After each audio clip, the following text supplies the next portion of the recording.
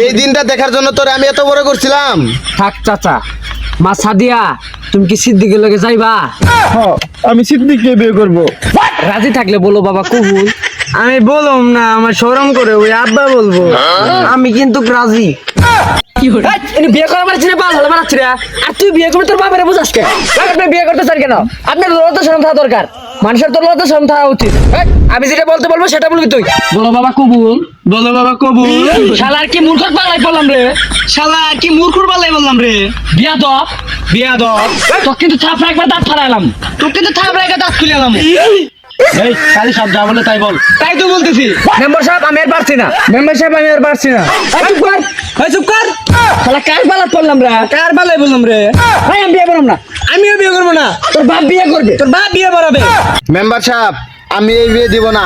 আমার কিন্তু একটা মান সম্মানের বিষয় আছে। আমি যা বলবো আমার মেয়ে তাই শুনবে। না বাবা, আমি সিদ্দিককেই বিয়ে করব। বিয়ে করলে আমি সিদ্দিককেই করব, নাহলে আমি এই বিয়ে করব না।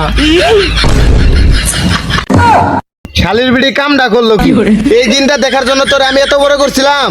থাক চাচা, মা সাদিয়া তুমি কি সিদ্দিকের লগে যাইবা?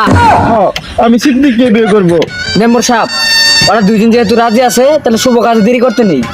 বাবা সিদ্দিক, মা সাদিয়া তুমি বিয়ে দিলাম পড়ায়া, তোমার সুখে শান্তিতে থাকো। আপনার কি এখানে কিছু বলার আছে?